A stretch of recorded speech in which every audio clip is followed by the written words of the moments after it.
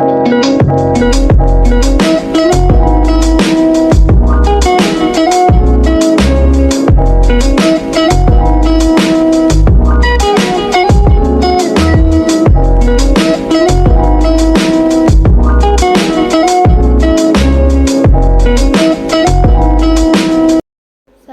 warahmatullahi wabarakatuh. Saya Kavita Khairahma dengan NIM 2210100212 dari Prodi PBA kelas B5.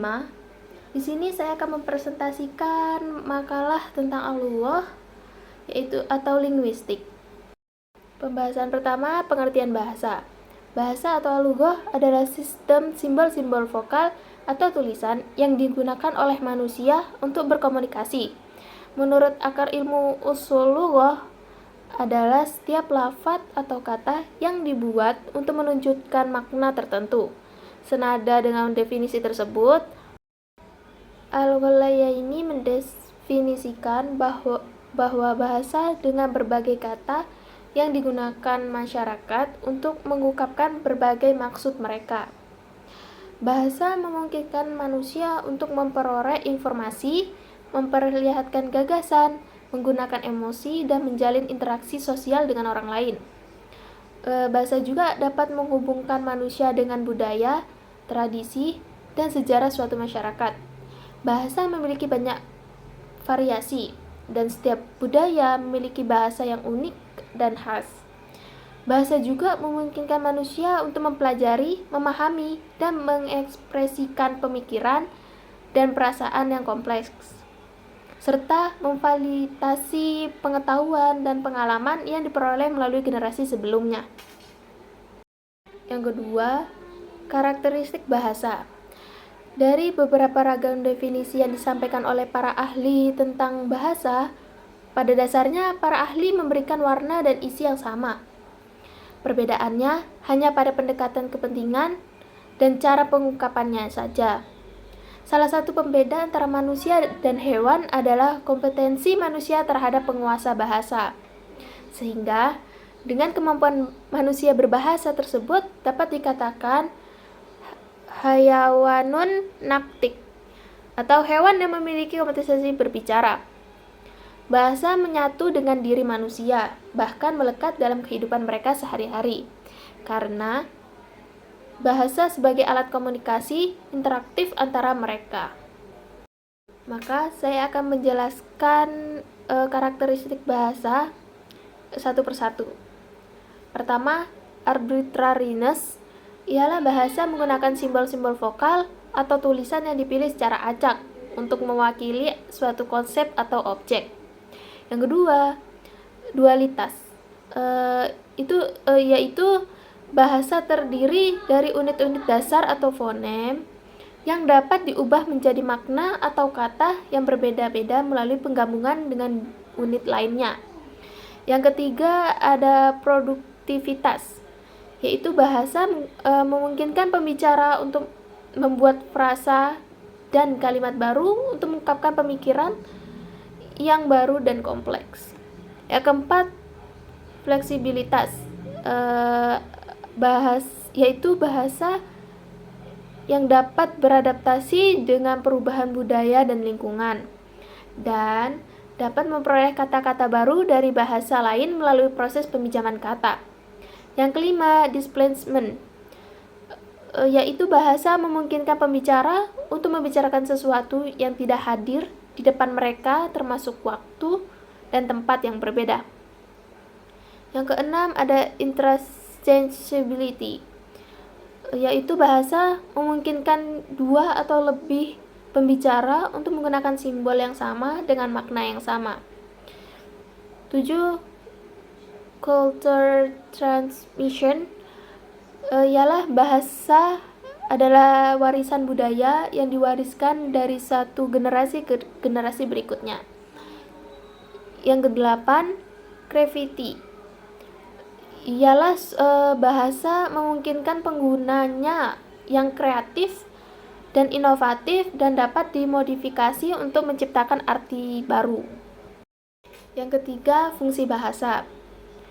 Fungsi bahasa adalah alat interaksi sosial, atau bahasa itu sebagai alat interaksi kita.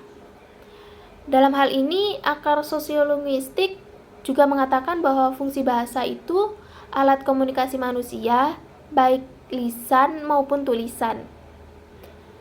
Sementara, menurut Kinevi, menyebutkan ada 5 fungsi dasar bahasa. Fungsi dasar bahasa yaitu 1. Fungsi interaksi sosial. Artinya, bahasa itu alat interaksi sosial, yaitu alat untuk menyampaikan pikiran, gagasan, konsep, dan juga perasaan. Yang kedua, fungsi ekspresi, yaitu perasaan manusia yang dapat diungkapkan melalui bahasa, walaupun berupa gerak-gerik atau mimik wajah. Yang ketiga, fungsi informasi, artinya bahasa dapat digunakan untuk menyampaikan pesan atau amanat kepada orang lain. 4. Eksplorasi, yaitu menggunakan bahasa sebagai alat untuk menjelaskan suatu hal perkara dan keadaan. Yang kelima, persuasi, artinya penggunaan bahasa yang bersifat memengaruhi atau mengajak orang lain untuk melakukan atau tidak melakukan sesuatu secara baik-baik. Yang keenam, entertainment, artinya penggunaan bahasa untuk menghibur, menyenangkan, atau memuaskan perasaan batin. Yang keempat, kompetensi dan performasi bahasa.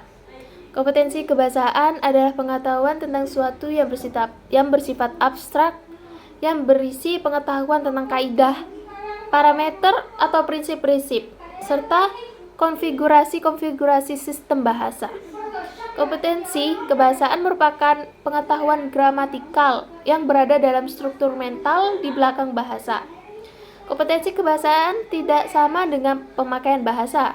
Kompetensi bahasaan bukanlah kemampuan untuk menyusun dan memakai kalimat, melainkan pengetahuan tentang kaidah-kaidah atau sistem kaidah. Dalam hal ini, kita dapat memahami bahwa pengetahuan sistem kaidah belum tentu sama atau jangan disamakan dengan kemampuan menggunakan kaidah bahasa tersebut. Dalam hal ini, kita dapat memahami bahwa mengetahui pengetahuan sistem kaidah belum tentu sama atau jangan disamakan dengan kemampuan menggunakan kaidah bahasa tersebut dalam aktualisasi pemakaian bahasa pada sesuatu konkret. Masalah bagaimana menggunakan bahasa dalam aktualisasi konkret merupakan masalah performansi. Masalah bagaimana menggunakan bahasa dalam aktualisasi konkret merupakan masalah performansi. Performansi bahasa mencakup kemampuan untuk mengungkapkan ide-ide dan emosi secara jelas dan efektif, serta kemampuan untuk memahami bahasa yang digunakan oleh orang lain dalam situasi tertentu. Dikemukakan oleh Chomsky bahwa dalam pemakaian bahasa secara fakta banyak ditemukan penyimpangan kaidah dan kekeliruan. Namun, semua itu masih dapat dipahami oleh pembicara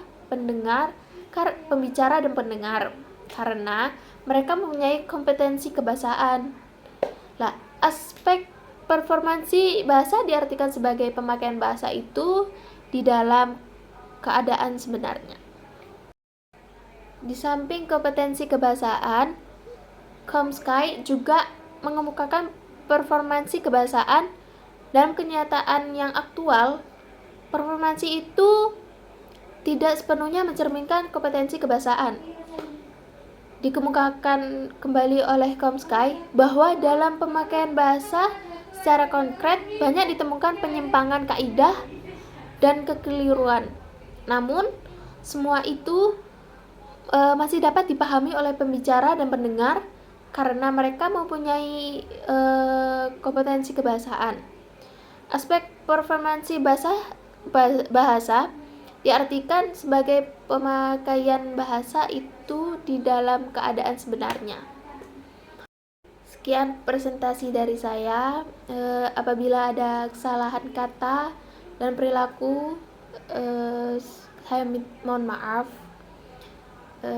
Wabillahi taufiq wal hidayah. Wassalamualaikum warahmatullahi wabarakatuh.